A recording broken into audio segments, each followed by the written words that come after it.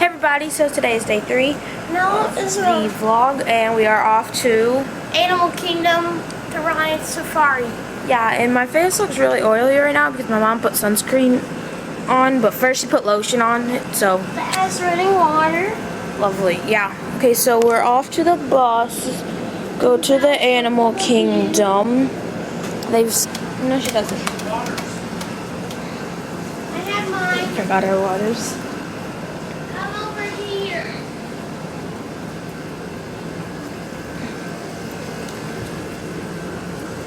Now, we're water.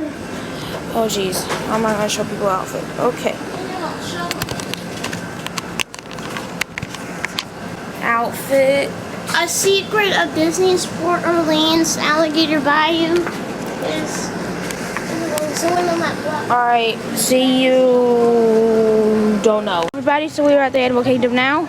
We just went through bag check, and now we're going to entrance to the park. There's Animal Kingdom sign. Daniel! We're at Disney's Animal Kingdom. We are aware of that. Okay, so we're gonna go to the safari ride, so I will see you when we get into the safari.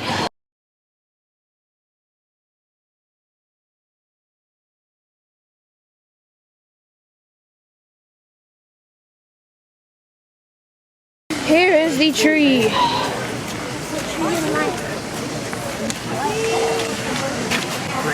There's a crane worker. It's probably like tree. It's not really a tree. It's an oil rig. Okay, but it's still the park thingy resemblance. I know. I think they're cleaning it. Yeah, they're probably cleaning it. Okay, see you when we get to the safari. Incredibly rare sight, my friends. This powerful, magnificent living treasure. In the last several years, the population has dropped to less than 5,000 in the world today, with an average of 2 to 3 being poached per day, a point of near extinction. It's a scary thought if you think about it. 2 to 3 are poached per day, with the western black rhinos being completely extinct. Extinction is very real, my friends. Why? And that's why the reserve was established back in 1971 with the sole purpose Oh, there's one laying for the down. protection of these animals. With rising population challenges as well as industrial growth that faced many of these animals, the officials moved quickly to establish a home for them, as a lot of them are somewhere in the categories of vulnerable, nearly extinct, threatened, or even critically endangered. Today, the reserve works with a lot of different organizations, Disney Conservation Fund, Lay by Wildlife Conservancy, both locally, internationally, and a lot of various organizations to continuously help the wildlife, and has also given permission to licensed tours like Kilimanjaro Safaris to come through and explore the wildlife in this region. This way we can learn more about these animals, learn better ways of protecting them generations and generations to come. Now, this here is a saddle-built stork. It's not fully standing. Fully standing heights of about 5 feet at the shoulder, has a wingspan about 8 to 9 feet wide, which is roughly as wide as a row sitting in. But they also mate for life. Seeing a lot of maji here, Swahili for water, and that means there's a good chance there's a river not too far. Geographically speaking, I believe we are near Safi River. Safi River is known to be inhabited by Kibokis, Swahili for hippopotamus. A group of hippos is known as a bloat, B-L-O-A-T. Not everything is called a herd. We'll learn some Swahili, some group names out here, for sure. What? A couple of hippos on your right, a bit tricky to stop here, so we're going to keep moving. There's another one up ahead just by the tree stump as we do cross the river. Look on your right, the darker shade right from the tree stump, that's a hippo there in the water. Actually, if you look on your left, there's a whole loads of them in a ski position. That's the name of the position they're hanging out in right now, a ski position. You can hold their breath up to 8 minutes. Now take a deep breath, inhale through your nose, you smell that. That's defecation. That's how the hippos mark their territory. They're actually classified as the most dangerous species in all of Africa because they're so very territorial. It's not the lions or the cheetahs, it's the hippos that you gotta worry about out here. Well, they are herbivores, consuming anywhere from 60 to 150 pounds worth of vegetation per hippo per day. Port of pink-backed pelicans, that one scratching his back with his long beak. Sometimes I wish I did have a beak like that. I scratch my back too. A couple more hippos there just hanging out in the water. Alright, we're gonna creep around the bends, as you never know what might be lingering just around the river like this, so be on the lookout.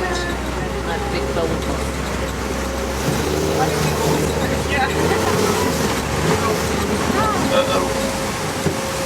The bridge weight limit sign says 4 tons, we weigh 6. No choice, risky.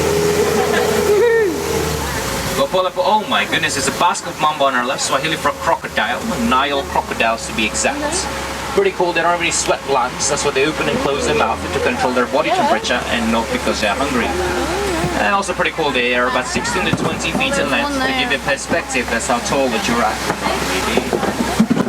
But we're heading into a completely different ecosystem now, a vast open ecosystem across Eastern Africa, specifically the nations of Tanzania, my home country, into Kenya as well, serving as a super highway to millions of migrating animals across this part of the continent. Known as the Serengeti Plains, it's home to lions, elephants, cheetahs, zebra, giraffes, mandrills, a lot of different species, spotted hyenas, African painted dogs, Patterson elands. But there's a further different wildlife as well as the annual migrations. The Serengeti is home to a lot of different plant life as well. Look around, I mean, this gigantic tree we're about to pass by on the right here looks like it's been planted upside down. Nice, not upside down, it's a very much upright tree. Known as a baobab tree, it goes about 9 months or so without leaves. Elephants love them, in Swahili you can refer to these trees as the same hoop. But what's surrounding us here is truly amazing, truly diverse. It's actually shaped and maintained by the animals that live out here. They're the ones responsible for taking care of this landscape, maintaining it, shaping it, forming it. All the pieces of the puzzle fit right into place. It's all interconnected in the great circle of life where nothing goes to. Better hope to some giraffes. So definitely have some giraffes. So right behind the giraffes have some wildebeest, white-bearded. Now I'm sure you know wildebeest are one of the largest migrations. You've probably seen that somewhere, or heard of it. What you probably do not know about wildebeest, they have approximately 15 minutes to learn how to walk when they're born, otherwise their parents leave them behind. They're the most commonly visible species here in Eastern Africa.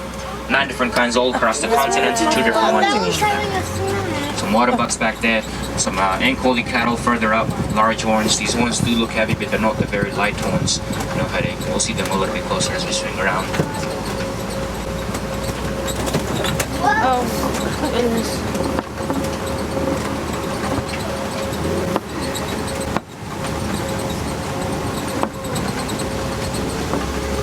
African painted dogs, wild African dogs, Umbwa in Swahili.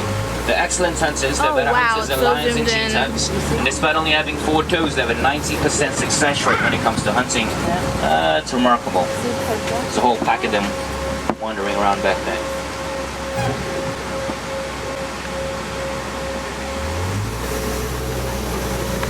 Back into rotation, essential for the growth of grass and trees. Trees are missing leaves in the lower ends like a perfect browse line. Well, there's only one animal capable of reaching this height. We just saw them, giraffes. You can almost tell how tall the tallest giraffe is based on where the leaves kind of end. Minus 18 inches, of course. You got to take away that 1.5 foot for their tongue. That's how long their tongues are, but that's besides the point. They reach up and eat leaves, allowing for the sunlight to come through, allowing for the grass to grow, which is food for antelopes, zebras, Ankoli cattle, rhinos. When they graze on the grass, it makes room for more grass to grow. Then you have the warthogs. They're like the edge trimmers, but this way everyone's in a food and a balanced living ecosystem. It's 20 inches of circumference at the base. I mean, you'll see that one pretty massive at the base. Again, no headache, honeycomb structure inside.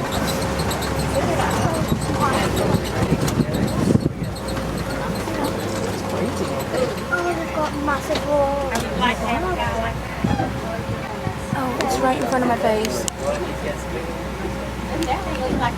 Seeing Kujikwa Tembo Lodge. Evolution, which helps water just slide off their skin. For us, it will stick on our skin. But for them, it just slides right off. Pretty neat. Springboks as well. Not to confuse them with Thompson gazelles, or Tomies as we call them. Nobody really calls them Thompson gazelles out here. But anyways, these are springboks, a little bit different. They look identical, but they're different.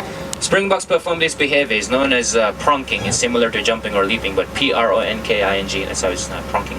If they wanted to, they could prong from one side of this truck over our canopy to the other side with no problem. Wow. Considering they're about 2.5 feet in height and about we being maybe 10 feet high, 10 feet wide, that's pretty impressive.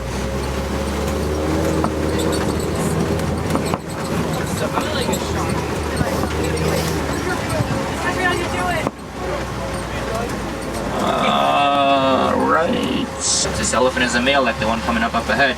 They are kicked out of the herd. They go out on their own, venture on their own, find other bachelors, to form bachelor groups of up to 144 members. The female, however, shall continuously stay in the herd for the rest of her life and maybe even become the matriarch down the line. looks like it's drinking water or it's eating. They eat anywhere from 500 to 700 pounds worth of vegetation. And then of course, again, it's a male, not only because he's lonesome, but also because, well, he's pretty massive, 14,000 pounds, approximately 14 feet in height, from the looks of it. Let's get around. On his back, that acts as a sunscreen, and he's eating and taking care of business at the same time.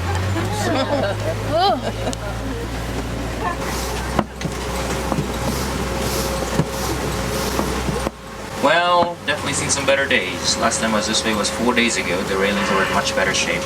But you know what? I'm gonna take a risk. Well, the reason is I think we'll be okay here is I see a river just past the bridge. It's a little red clay. Elephants eat this red clay. It gives them vital nutrients. They wouldn't get anywhere else. They must have walked over this bridge and I can hold the weight of the elephants. I'm not too worried. But you can see what 14,000 pounds can do to simple metal for a bridge like this. Plus I see a lot of duct tape. They say duct tape works for everything. So. Looks like me. Alright, good. Let's keep moving forward. There's that river I was talking about. I think in this region, the river that passes by is the Uwumbuzi River. But I'm seeing a tusk marks and some footprints up here. This looks like about 48 to 72 hours ago. So perhaps in the last 2 to 3 days, or maybe 4 days, elephants were definitely around here. Maybe they're still around. Maybe not. Ah, there's a herd of them up ahead. Oh! Oh my! There's one more here. It's kind of hard to stop here. There is a blind turn. I'm going to keep moving. But when you think about it, my friends, as gigantic and as amazing as these creatures are, they really don't have any enemies in the wild. It's shameful to say that the only enemies that they have are us humans. They're poached mainly for the ivory on their tusks. But there's also a constant battle for living space between us and them. Their habitat is located over coltan mines, coltan, and in return a simple act like recycling electronics goes long ways in saving these elephants. No matter where you live in the world, you can all make a huge, huge difference.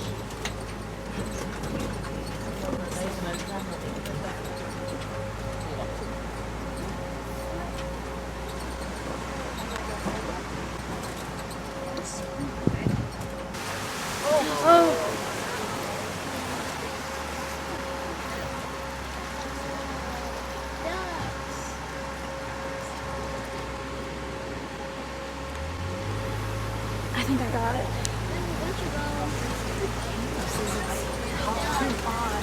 A flamboyant, a colony urban, a stand of the greater flamingo, the largest of the kind, the lighter shade of pink. But coming up around the corner is actually my favorite view of the entire reserve. I call it a postcard moment. You can call it whatever you want to call it. But that view, my friends, is coming up from right about here. Some of them are tan and pink. Send me back a postcard, you know my address. Actually, you know what? There we go. That's the fire truck is what I was waiting for. How else would you learn a safari without a safari truck? We continue to Harambee Wildlife Reserve's bush country now. Kifaru Plains is I call the area. It's home to Kifaru, Swahili for rhino. Not just any rhinos, they're typically visible in the Serengeti are the white rhinos. Just like black rhinos are early black, white rhinos are early whites. It's a giant confusion. And would you believe it? There's a crash around the corner. CRASH. It's a group name for rhinos. Look at that. Pretty amazing. Look at that adorable young one there. Just pull that grass in his mouth. 5,000 pounds of absolute magnificence. You can charge at 35 miles an hour. See those ears tuning in this way? Very small eyes. It was very poor eyesight. At this distance, they can barely see us. It's one of the main reasons they hunted the poached is because of this poor eyesight. Also see that wider or square shaped mouth? That's how they get the name. It's a giant confusion. The English settlers settled in southern Africa. They heard the word white. It sounded like white to them, so they named them white rhinos. White really means wide in Afrikaans, meant for that wider mouth, meant for grazing grounds. Once upon a time, they were the greatest success story in all of Africa, where the numbers were rising, but today are getting less and less in numbers by the day. And for now, they will cease to exist. They love to roll around in the mud, and then disappear into trees and bushes just as we would jump in a pool or take a cold shower, then go indoors, and the air conditioning is really next day.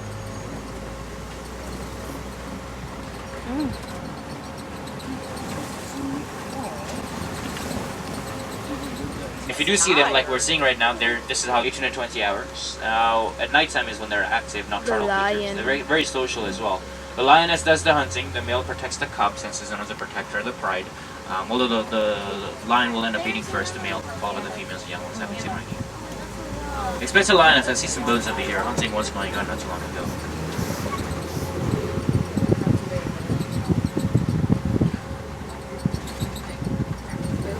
couple of different species of antelope on the right. So the whitish ones are known as the addax, ADDAX. Less than 300 remain in the wilds, less than 1,000 have been protected reserves like this one. But they can go there and be there. And another one a little bit below, but she's harder to spot. You can see the one all the way on the top though, a little bit better.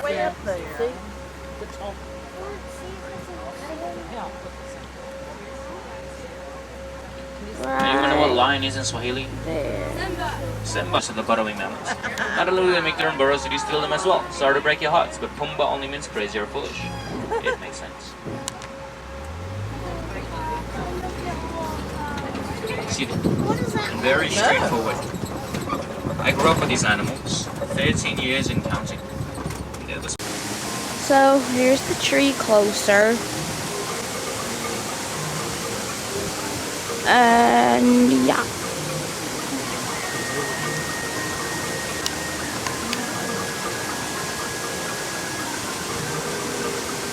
There's an owl. Different animals.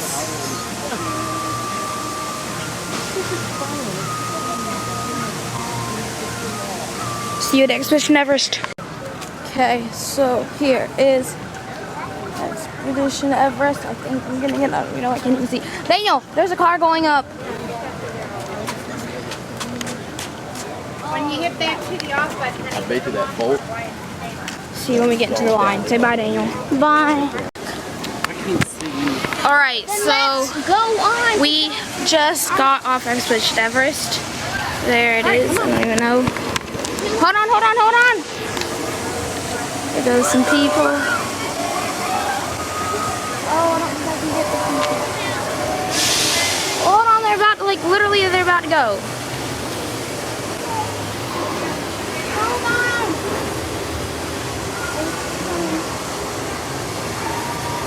They'll wait right there. And there go the people. Okay, don't. And now we're going to Okay. Dino USA. Yeah, we're going wherever Daniel says to go. Just don't know where, but yeah, bye. There's Russell. That's three. Counting three characters. And Doug. That's counting three characters. Okay, so now we're going into Primeval World. Wait time is Primeval World is known as the Spin Cycle. And yeah, that's what we'll be riding, and I will see you soon. And now we wait. Okay, bye. Okay, so we're riding Dinosaur now.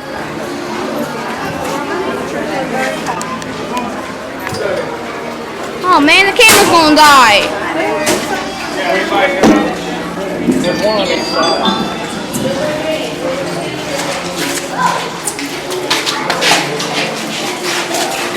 Oh, oh! It just rained, so.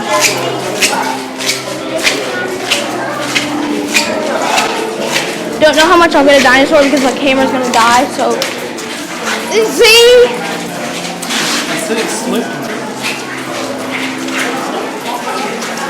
Oh my gosh.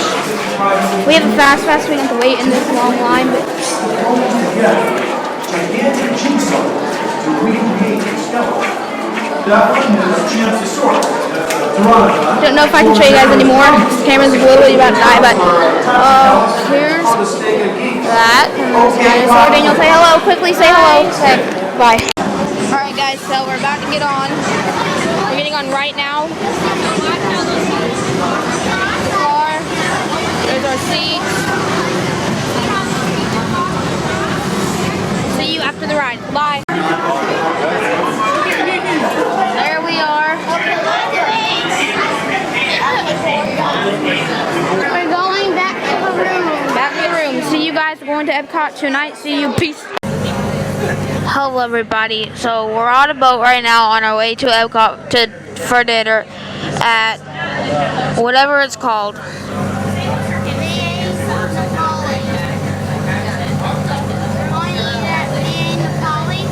Yeah.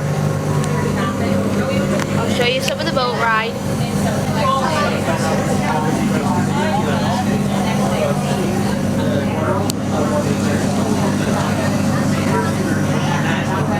It just rained, so it's kind of like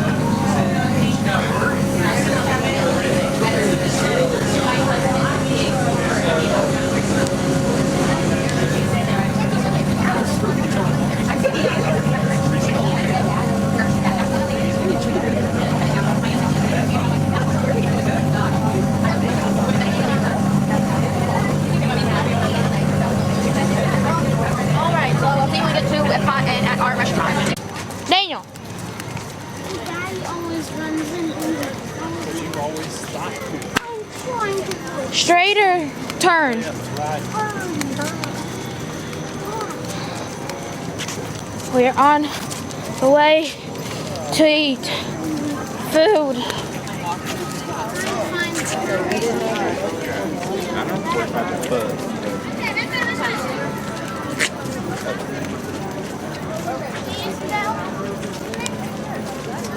See where the tower is over there? Yeah. Oh, jeez. There's the boat we just took.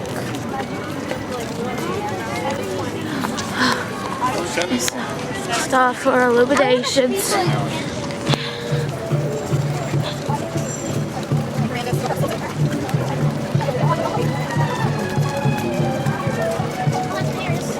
It's Paris. Ahead, and we're going all the way over there.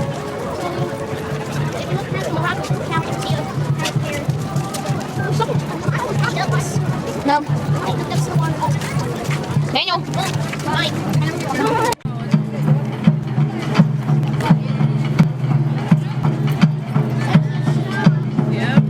Oh, Daddy, you're in the way.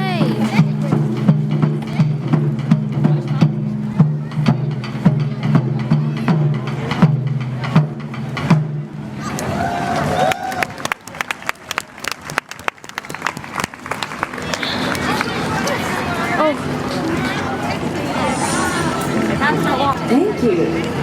Before we begin the next Epcot Ball. number, allow us to tell you about ourselves and our music. 皆様こんばんは。Good evening, everyone. Welcome to Japan Pavilion. You're at the port. So we are in Italy, going to our move. Going to Via Napoli.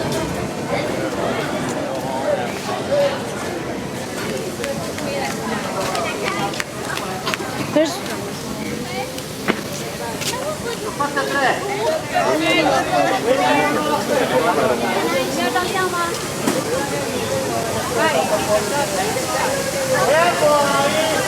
we are eating there.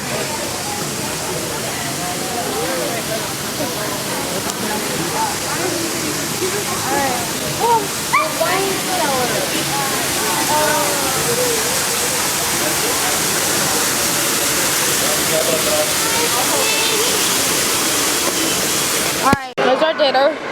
Pizza. Daniel sharing with me. Can't see.